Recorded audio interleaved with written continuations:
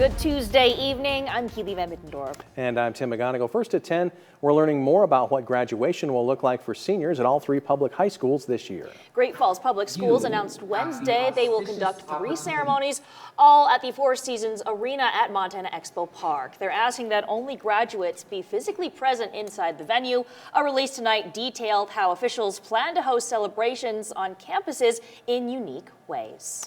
Now, Paris Gibson Education Center's graduation ceremony takes place Thursday, May 28th. Seniors will be able to ring the graduating bell in the school's parking lot from 4 to 6 p.m.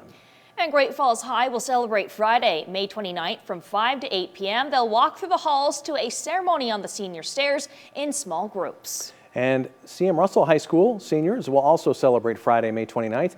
They'll walk the campus in small groups to highlight their time on campus.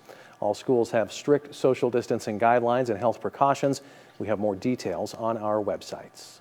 And today is the first day of testing for advanced placement exams in high schools around the world. MTN's Matt Holzaffel shows us how this year's tests will look a bit different. This year, high school AP students will be trading in these for this, as testing will be taken almost entirely online. Not only that, each subject's test will be taken simultaneously around the entire world. AP sent us information and we're working with it. We are going to pull in students that are taking the AP exam and make sure that they understand what they need to do remotely. Students should receive an exam e-ticket by email 2 days before each test. Multiple tests means multiple tickets. There are makeup exam dates in June, but College Board asks that all exams be taken on their scheduled dates in May unless there is a significant conflict. Aside from the fact that most people will be taking them from home, here's what's different about this year's exams. Difficulty and scoring will remain the same as in previous years, but the exams will be much shorter this year. Additionally, exams will only include topics and skills that most AP classes should have covered by early March. The proctoring piece is taken care of by AP. We're not doing anything additional that AP is not asking for. This year's AP exam will be open book or open note, with a few exceptions. Students may not consult with any other individuals during the testing period unless they are working on a group performance task. College Board also says that the exam format will be designed specifically for an at-home environment, meaning points will not be earned from content that can be taken directly from textbooks. They'll be working with high schools around the world to respond to any potential violations of exam security. So far, things seem to be going smoothly. It's working smoothly as far as I know. I haven't heard from the teachers that things are not going well. We've only had, I think, 2 students that didn't want to take the AP exam this way. In Great Falls, Matt Holzaffel, MTN News. Well, our Monday has started off with cool temperatures and plenty of clouds, but that's not all that's headed our way. So Brandon Michaels joins us now. Brandon, you're tracking some rain and snow too. Yeah, I'm actually already seeing some of that on the Doppler network. Not too much here in north central Montana, but it is going to be arriving in the next couple of hours here. Just a little bit of light rain showing up in parts of Marr County, as well as Lewis and Clark, and even tiny bit in Cascade County as well, but through the night tonight we're going to get into a lot more of that. It's been dry through the day today. We're actually doing okay for the month after that very heavy rainstorm we had last week, but we are going to add on to some precipitation by the time we get to this time tomorrow. As far as temperatures today, though, those were definitely on the cool side. Only hit 47 for our high in Great Falls, so it's close to 20 degrees cooler than average for this time of year. Definitely a chilly day, and actually still fairly chilly outside. If we take a look at the U.S. Bank iCam, no raindrops on the lens as of yet. Again, that rain isn't quite ready to push into Great Falls, but temperatures are definitely chilly with 42 degrees. Feels only like 35 when you factor in that breezy wind out of the east. And of course, we're going to talk a lot more about the rain and the snow and the impacts they're going to be bringing us coming up later in the show. Thanks, Brandon. We'll check back in with you soon. Sad news to report tonight. A missing Great Falls man has been found dead. Tyler Hardy was reported missing Sunday. According to Cascade County Sheriff's Office, Hardy's motorcycle was recovered first. A group of searchers teamed up to find Hardy, including Cascade County Sheriff's Office, the Sheriff's Canines, Cascade County Search and Rescue, Malmstrom Air Force Base helicopters, MHP, Belt Ambulance, and Belt Fire. Hardy's death is still under investigation, and we will continue to update you with information at a later time. Montana added 1 new case of COVID-19 today. This morning, state officials reported a new case in Jefferson County. However, Jefferson County Public Health reports the man in his 50s has not been in the state for several weeks and has had no contact with people in the state. Then late this afternoon, Bighorn County reported it had a confirmed case of COVID-19, which brings the total number of cases to 429. Just 20 of those cases are active. Now, the Cascade City County Health Department is reporting on their Facebook page a new presumptive positive case, putting the county at 17 total cases. It's a man in his 30s with a history of travel but no underlying health conditions. Until confirmed by the Montana State Public Health Lab, Cascade will continue to reflect 16 cases. Thousands of nursing students are graduating this spring. Nothing can prepare them for entering the workforce during a pandemic, but many are rising to the challenge nonetheless. MTN's Andy Curtis has more on those who are stepping up to work on the front lines. This year's nursing school graduates will be entering the workforce in one of the most difficult periods the profession has seen in recent times. I don't think there's a ton that could prepare us for it because, no one's really been prepared for it. Julia Wilbur just graduated from Carroll College. She's taken a job at a Washington, D.C. hospital. D.C. has become an emerging epicenter for COVID-19 with continual growth in daily cases and deaths. It can be difficult and worrisome to think about at times, but at the same time, I've spent the last 3 to 4 years, gathering all these skills to be able to help. So I would rather use my skills to be a helpful person instead of letting fear kind of hold me back. Patients and their families depend on nurses to be pillars of strength and guidance during difficult times. But it can be very difficult to prepare a student to be ready to take on that kind of load. But ultimately, nurses just want to help those in need.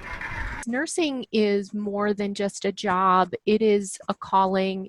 Maria Bronson is an associate nursing professor at Carroll College. Educators work to give future nurses not just the knowledge needed to care and treat patients, but also to take care of themselves. I think it's a very stressful time.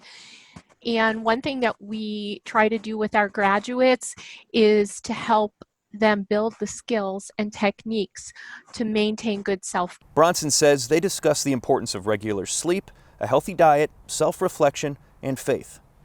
Skills that have become increasingly important with nurses and nursing students across all experience levels.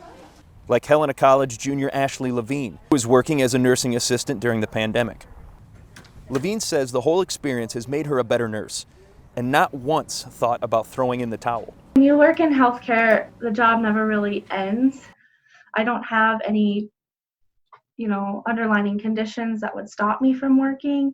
So I was like, if they need the help, I'm ready to help.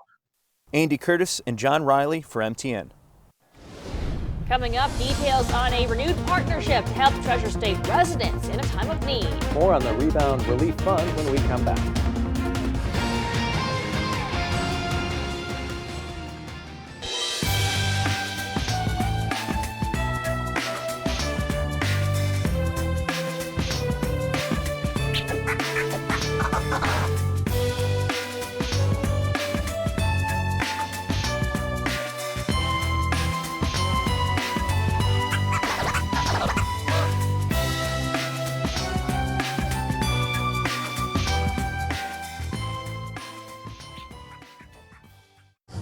Powered by the Montana Television Network.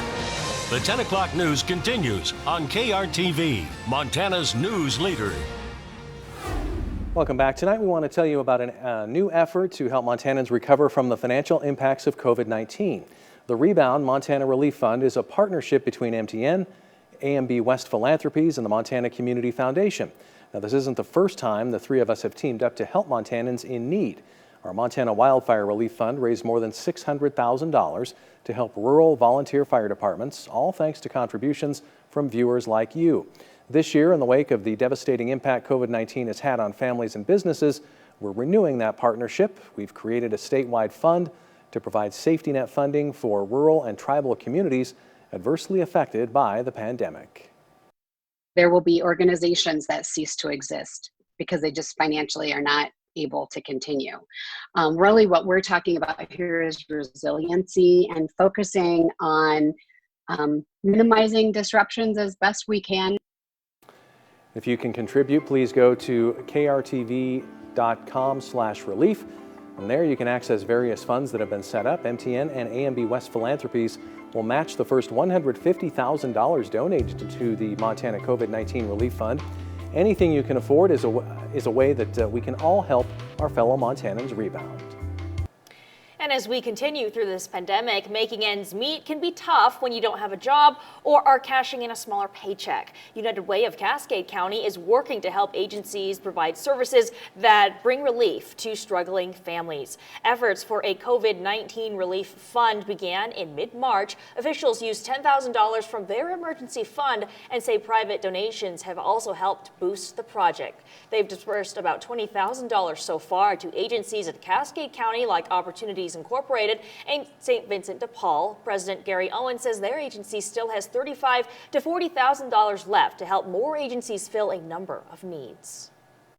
Food and basic needs to housing, rental assistance, transportation, some mental health issues, bringing groups together to talk about how we're meeting those increased needs. Owen says United Way of Cascade County partners with Montana 211, which is a free information and referral service available by phone. The program offers additional resources with counselors ready to help with health issues from the pandemic. Unemployment numbers continue to climb across the nation and here at home. Still, officials at Great Falls Job Service are finding ways to help workers get back on their feet. A viewer asked us how people can go about getting help or apply for jobs when they don't have access to a computer. We found out that workforce consultants are filing UI benefits over the phone. Officials report a 48-hour turnaround time for callbacks. They're also helping job seekers with resume reviews and mock job interviews by Zoom or over the phone. Manager Beth Schmidt says while their office and public libraries remain closed, there are some options for those who are worried about an online application. She says companies like Walmart and Target have hiring kiosks available in their stores. Regardless of where job seekers want to apply, Schmidt recommends calling Great Falls Job Service for their next steps. Employers aren't hiring right now. We can walk a job seeker through, what options are out there and how do you go ahead with connecting with those employers. While people continue to look for work, job seekers and employers can learn more about unemployment benefits at virtual town halls. Claimants can learn more on Tuesdays and Thursdays from 10 to 11 a.m. Employers have their chance to ask questions and hear the latest updates Mondays, Wednesdays, and Fridays at 11 a.m. We have a link to both Zoom meetings on our website. And some good news related to the COVID-19 crisis in Montana. Insurance companies doing business in the state have handed out rebates or rate reductions totaling $20.7 million this year because of reduced claims. That's according to State Insurance Commissioner Matt Rosendale's office, which released the numbers on Monday. Now, most of that money is on auto insurance policies because Montanans have been driving far less during this crisis and filing fewer accident claims. Rosendale says his office has expedited regulatory procedures to ensure the money gets back in the hands of Montanans as quickly as possible. His office estimates that insurers are giving money back on nearly 500,000 policies. The companies returning the most money include State Farm at nearly $8 million on auto policies and Geico at $3.7 million. About 24 companies have returned money on their policies in Montana, according to the insurance commissioner. We are tracking some rain and some snow tonight. We've actually got some more chances for rain in the forecast. We'll have details on those after the break. Thanks. Now, here's your Storm Tracker weather forecast with meteorologist Brandon Michaels. For most of us, it's been a dry day today. We are not going to be able to say the same thing about tomorrow. In fact, pretty early in the day, probably just after midnight, we're going to start to see some showers pushing into the area. Still got a little bit of clearing off to the north and east, but most of us looking at cloudy skies right now. And we've got that pretty good band of moisture that's really starting to get its act together a little bit.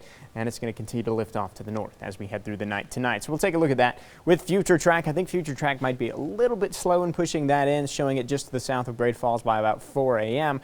I think it might be a little farther off to the north by then, but definitely by tomorrow morning we're going to see some bands of snow setting up. I think the heaviest of those are going to be to the north of Great Falls, and that's going to linger into the late morning and early afternoon hours. You can see kind of this corridor here where we've got the better chance for some snow. The rest of us are mainly looking at rain, but I think even in Great Falls we could see a little bit of snow mixing in overnight. As we head into the afternoon hours, we see more showers lifting off to the north, and then actually some heavier rain, some showers and some storms developing into the afternoon hours, likely lasting into the the evening tomorrow. So quite a bit of rain and even some snow to fall over the next 24 hours. So let's take a look first at the rainfall forecast here. Through the night tonight, this little first wave moving through, that's not very heavy. It's just light rain, most of us 1/10 of an inch, a lot of us not even really getting anything by then.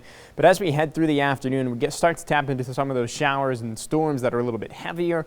Many of us could end up in that 1/10 of an inch to 1/4 of an inch range with some locally higher amounts possible. So another good accumulating rainfall expected for us tomorrow, and some of us a little bit of snow as well. Not enough snow to really be all that worried about, but places like Cutbank, up to an inch of snow. I think maybe even a little bit of measurable snow toward Lewistown. Great Falls, I don't think we're going to see anything besides some flakes mixing in. Really nothing in the way of accumulation, so not really too big of an impact there. Where we expect the bigger impacts is going to be where we have the winter weather advisory in effect tonight through tomorrow morning. That's Toole County, Pend Oreille, and Glacier County. Up to an inch for most of these locations. You get a little farther to the west, mainly along and west of 89. So Browning, Hart Butte, St. Mary, Babb, those areas could pick up 1 to 4 inches of snow. So a little bit more, and especially as you get into the higher elevations like Marias Pass, a little bit more as far as the accumulating snow is concerned. With snow in the forecast, you would expect a chilly night tonight, and that's exactly what we're going to get. 34 in Great Falls and Choteau, all the way down to 32, so right to the freezing point. In Cutbank, 34 in Malta and Harlem, 33 in Havre, and also at the freezing point in Lewistown. Again, maybe a tiny bit of accumulation possible over in Lewistown. As far as the temperatures for tomorrow, not very nice. Really having a hard time heating up again tomorrow by the afternoon. Pretty similar to what we saw today. Many of us in the mid-40s. Some spots like Cutbank and Chester really having a hard time even getting into the 40s. 41 for Choteau, 41 in Chester. I'm going 40 for the high in Cutbank. Some spots might not even make it out of the 30s tomorrow. 45 in Malta. Some of the warmer spots actually make it into the 50s tomorrow. A little bit of a breeze to track too, especially in northeast Montana. Some wind gusts as high as about 30 miles per hour. Not quite that windy in Great Falls. Now we're going to continue to track rain through the forecast here. We've got several chances in the next few days here. So again, chilly with some showers, even a few storms, especially to the south tomorrow. Some more showers possible into the day on Wednesday. Thursday though, actually looking pretty nice for us. Good amount of sunshine. And then we get into a chance for rain as we head into the day on Friday. Even a couple of showers and storms possible for Saturday, and another chance for some showers on Sunday. Guys? Coming up, the news is getting more positive by the day. We're going to share with you our social distancing game changers. Powered by the Montana Television Network. The 10 o'clock news continues on KRTV, Montana's news leader. And welcome back to the 10 o'clock news. Well, as the state reopens, Montanans are hitting a lot of positive benchmarks in the slow return to normalcy. Tom Wiley counts down the best milestones of the week in another edition of Social Distancing Game Changers. Another week with the news is mostly coronavirus related, but it seems to be getting more positive by the day. Now, Cece and I have just had a blast going through the footage and the stories from the last 7 days, and we want to share our top 5 moments of the week with you. First, our friend Rosh Dershinsky sent along this video of his dog Chips with a few gravity-defying leaps for treats. Chips is a very good girl. At number 5, it's our friends Sue and Jim Sargent from the University of Providence doing something. Not sure what exactly. Cool outfits, though, and certainly help lifting the spirits of Argo athletes. At number 4, rodeo is back. Youth, junior high, and high schoolers were back in the arena this weekend in Terry for their first competition of the season with social distancing guidelines in place and approval of the county health department. At number 3, mermaids are back as well. The world-famous Sip and Dip reopening in phase 1 of the governor's plan, and that means 6 mermaids back in action, a good omen for Great Falls and Montana. At number 2, Browning High School going big to honor their seniors, painting 130 names on the field at Arrowhead Stadium and turning on the Friday night lights to celebrate the accomplishments of the class of 2020.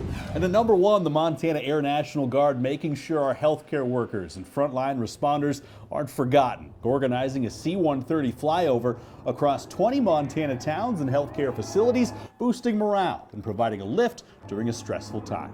Now, please keep those videos coming. Just turn your phone sideways. Send us an email to homehighlights@krtv.com. Cece and I will put them together and feature them every Monday on Game Changers. Reporting from home, Tom Wiley, Cece Wiley, MTN News.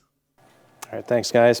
Well, sirens and horns rang out throughout Helena tonight, in the form of a welcome home parade.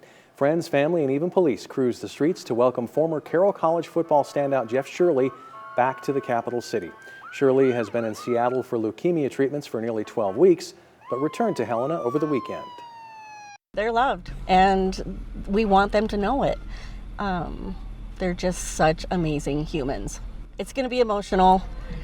Both Greer and Jeff took naps today, but they don't know this is happening, so it's going to be a really awesome surprise. Now you can watch that entire parade over at montanasports.com. Plus, stay tuned in the coming days for a montanasports.com original documenting Shirley's journey from Centerville to Carroll and his battle with leukemia, which includes 3 more rounds of chemo at home in Helena. We'll be right back with the final check of your forecast after the break. Welcome back. Slowly but surely, that rain and snow is starting to work its way into north central Montana. Not too much going on in our area right now, but as we head through the night and into tomorrow morning, we are going to start to get into some of that. So let's take a look at the forecast as you head out the door. Early in the morning, possible that we see a little bit of snow mixing in with that rain, but then we're expecting actually lingering showers through the morning and even some showers and thunderstorms as we head into the afternoon. Well, last week, restaurants and bars across Montana were allowed to resume indoor services, but one Great Falls coffee shop decided to wait an extra week before reopening. Coffee lovers enjoyed a cup of joe inside of Morning Light Coffee Roasters for the first time in months. Staff have spent that time brewing up some big changes, from the layout of their shop to new on-the-go menu options and a convenience-based business model. Now, officials say they've learned to adapt to this new model during their time of drive-through only operation. Of course, we have all the details on their hours of operation and drive-through services on our websites. It's really neat too. I think we do a mugshot Monday where you guys can win free coffee from them. So definitely a good deal all around. Everybody loves coffee. Right. That's true. So, maybe not at this hour. But yeah, maybe not. Probably a little early in the day. I know. Yeah, I'm used to like drinking coffee at like 12 hours earlier. Yes. Yeah, getting used to the schedule. That's all the time we have tonight at 10. Thanks so much for watching. Good night.